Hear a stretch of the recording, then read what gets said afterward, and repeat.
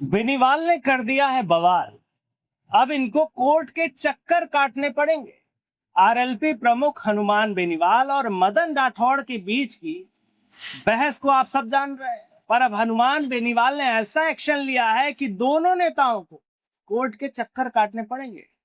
हनुमान बेनीवाल ने मदन राठौड़ को 19 पन्ने का लीगल नोटिस भेज दिया है। ये लीगल नोटिस जो है, दिल्ली का प्रतिष्ठित एक फर्म है जिसका नाम है एसकेसी लॉयर्स एंड सॉलिसिटर्स, वहां से 19 पन्ने का नोटिस भेजा गया है। इसमें कहा गया है कि 7 दिन के अंदर जवाब दीजिए और माफी मांगिए।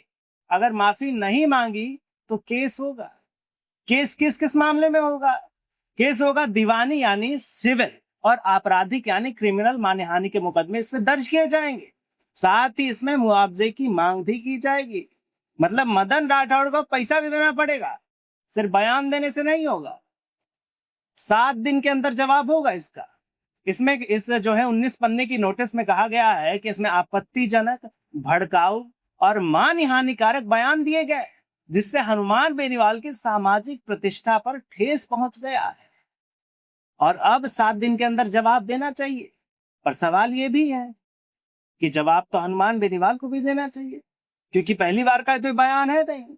हनुमान बेनीवाल जिस मंच पर जाते हैं उस मंच पर ऐसा बयान दे के आते हैं कि उनकी चर्चा राजस्थान में होने लगती है। तब ऐसे केस तो बार बार चलने चाहिए। अभी इन दोनों के बीच केस हुआ, अभी कोई दूसरा केस होगा, तीसरा केस होगा, चौथा केस होगा, केस पर केस होगा। पर सवाल यह है कि मुख्य मुद्दे कहां गए?